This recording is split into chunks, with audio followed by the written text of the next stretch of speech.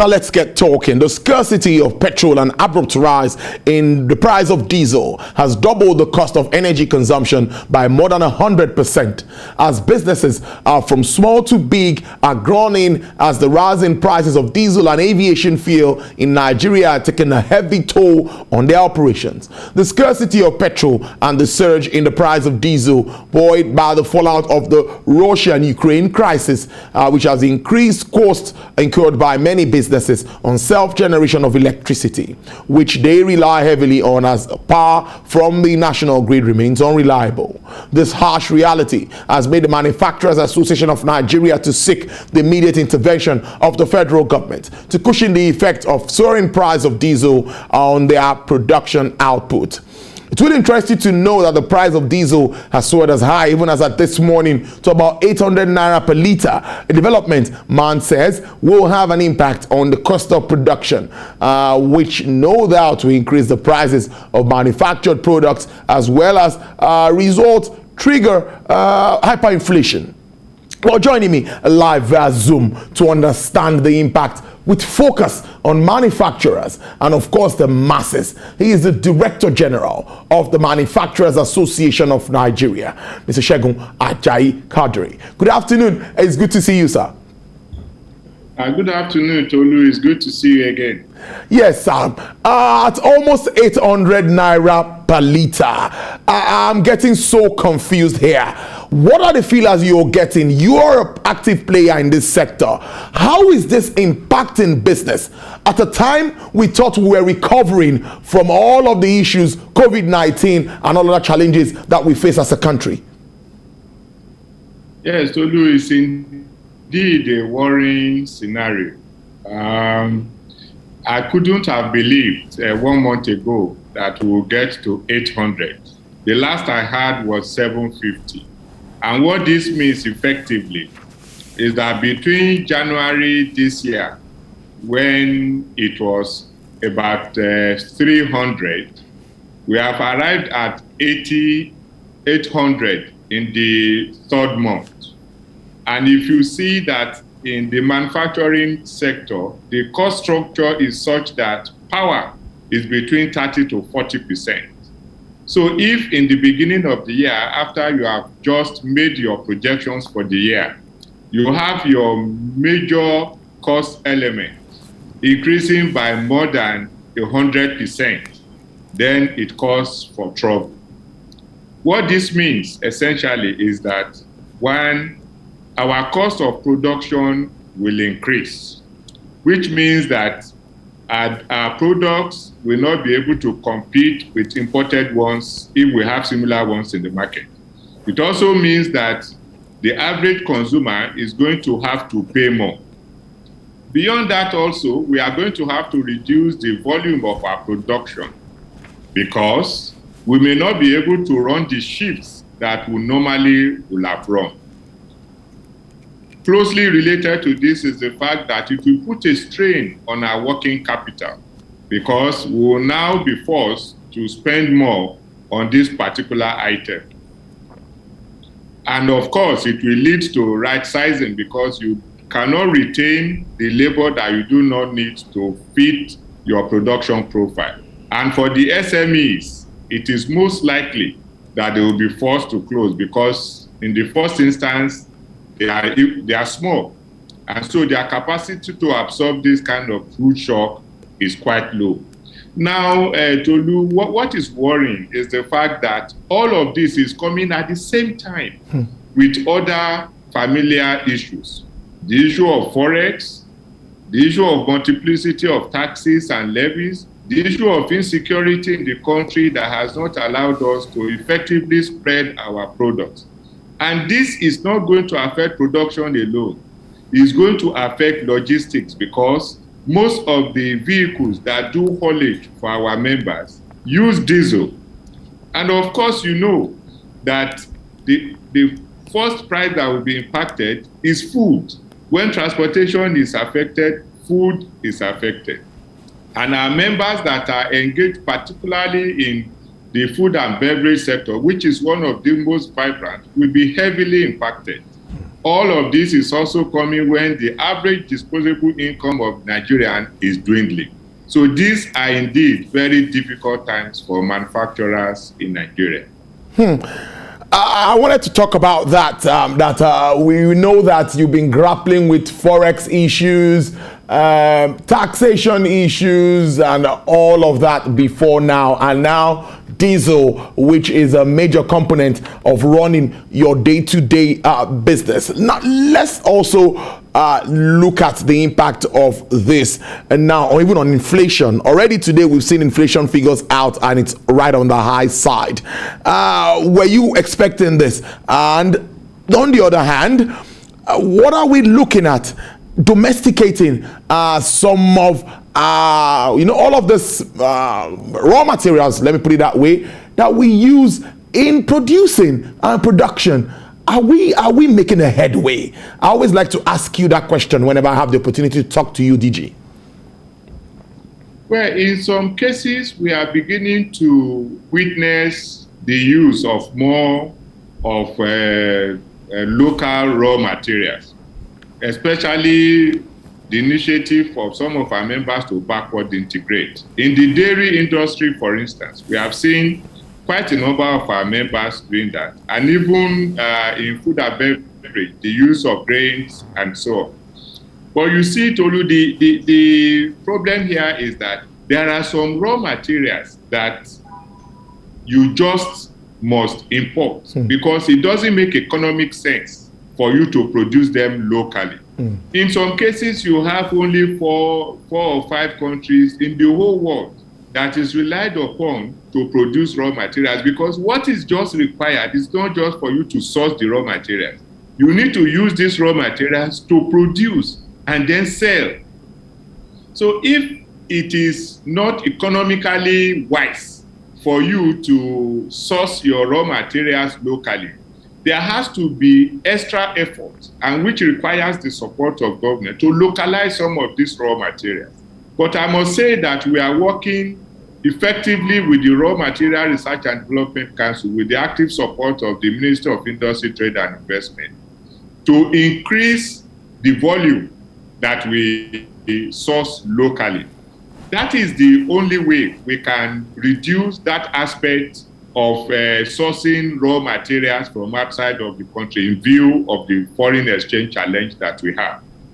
So we actually have a very good working relationship with Raw Material Research and Development Council, and we have identified key areas that we can quickly wrap up on our raw material sourcing. But you must give it, you must accept it, that it is not all raw materials that you can source locally, and that it needs to be economically viable for you to source your raw materials locally. It's not an issue of patriotism and so on. It's an issue of business. The same way manufacturers are now talking about this, you could also see aviation, there's players in the aviation sector also talking about the jet A fuel and how that is affecting business. At the moment, one-way flight is about 50,000 naira. Now, but diesel is deregulated. Kerosene, deregulated. I know you're following the scheme of things, and we are talking about deregulating PMs.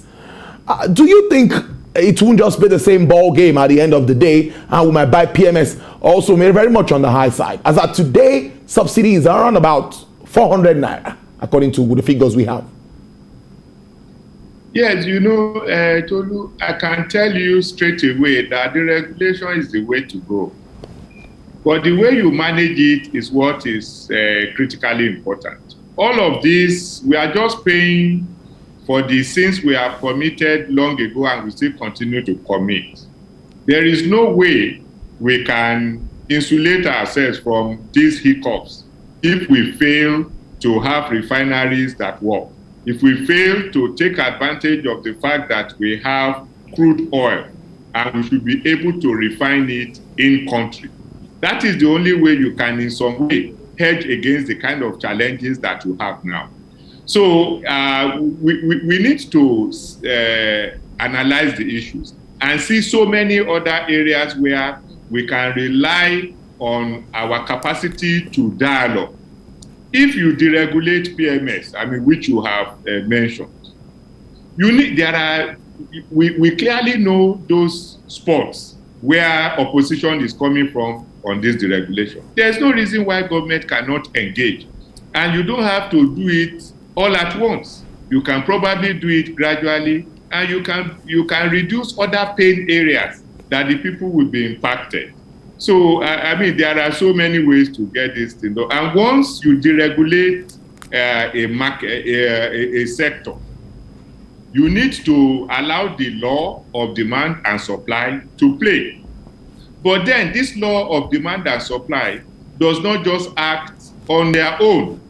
The truth of it is that the price of crude oil in the international market and the availability of forex will also play a role. I think government can do quite a lot to reduce the pressure and try to stabilize. For instance, why do we have to pay VAT on diesel if we know that it is basically the lifeline, I mean, the life wire for the productive sector? I mean, there's no reason why we shouldn't enter into an arrangement with the major marketers to ensure that, save for the bare costs that they need to give, we should be able to prioritize allocation to the productive sector so that you reduce the pressure on them. And like I said before, this is not the only problem that we have.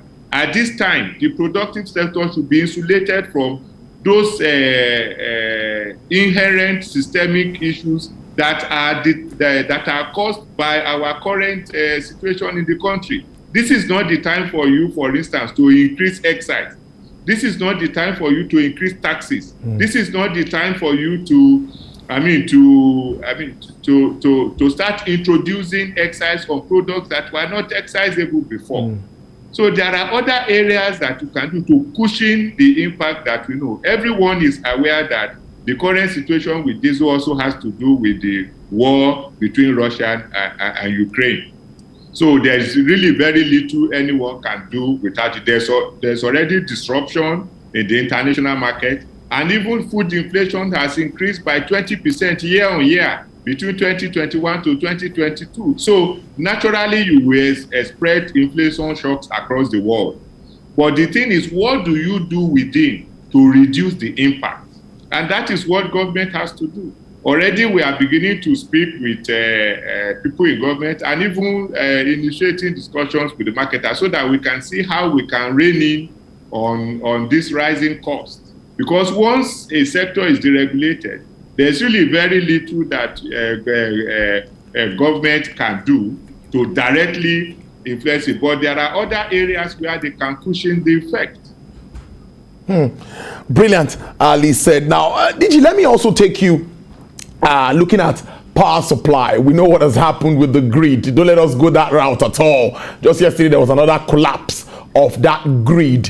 And at the time, we knew some discos were involved in willing buyer, willing seller for some markets, some strategic places across the country. And I think manufacturing hubs or industrial hubs should be part of this initiative. Were you carried along in this, or any comments on this?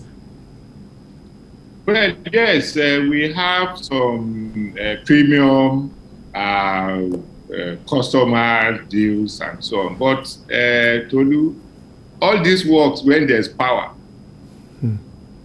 And when we heard that the national grid was collapsing, I mean, it is a depressing news.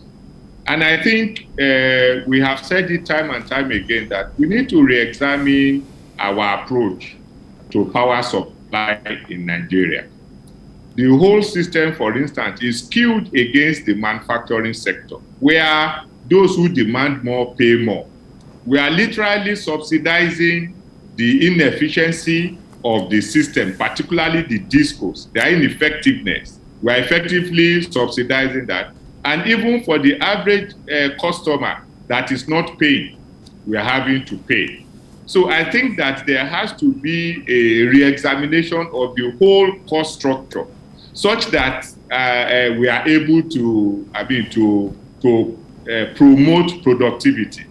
At the same time, also, we had the 2,000 megawatts of electricity that was stranded, that eligible customer scheme was supposed to make available, but then we are not able to access it because of the mines that have been placed in it by the discos, which has hindered our capacity to take advantage of this initiative. So I think we need to do a good examination of what the priority of government should be in terms of power supply. I think that would be very, very useful. Any ad hoc arrangement that is not backed by a prioritization of productivity, I think is going to be short-lived, and we always witness the kind of hiccup that arrangement is witnessing now. Always interesting talking to you. Did you great stuff. Did you, before I let you go, you mentioned competitiveness and your first submission, meaning that if this happens or continues like this, goods will be very expensive and might make manufacturers less competitive to others across the continent. What does this mean for the AFCFTA? It already looks like it's being slowed down with all of these challenges. Well, I think, Tolu, we are just lucky that AFCFTA has not effectively taken off, or trading has not effectively taken off under AFCFTA. Otherwise, I mean, we will have been biting our fingers now. So, and I think there is actually need for us to, especially the National Action Committee on the AFCFTA, for us to, I mean, which is a platform for interministerial engagement with the private sector and so on. We really need to re-examine our readiness. If we are not competitive, Africa will take advantage of the 200 million plus population we have in Nigeria. But if we get our acts right, Nigeria is going to benefit from all the sacrifice that it has made for the continent. So there is no reason why we should not be competitive. And these small issues are the ones. We have very vibrant manufacturing sector, willing, daring, and even brave manufacturers that need to be supported. But every now and then, you see policy hiccups. I mean, how would, for instance, at this time, why would a government think of increasing excise or introducing excise on products that are previously not being excised? Why should we be thinking of increasing the taxes now rather than widening the tax net to cover those that are not in the net? Why should we be thinking of regulatory regime that puts more cost to the manufacturer? Why should we not prioritize the allocation of power, forex? And why should we not focus on reducing cost of doing business in Nigeria? Those are the things that drive competitiveness. And that is the only way we can make gain under the AFCFTA. If we are complaining that we cannot compete against Europe and Asia and America, are we going to complain that we cannot compete with countries in Africa? It is inconceivable that we are not rising to the occasion. And that was why we sounded the note of warning that we needed to look at the AFCFTA before, I mean, we joined. Now we have looked, now we have joined, but we are dropping the ball. So I think there is really a very compelling need for us to re-examine our preparedness. Otherwise, we will not be able to take advantage of the AFCFTA, and it will actually be a very, very sad thing. All right, we're out of time now, but before I let you go, a lot of issues here.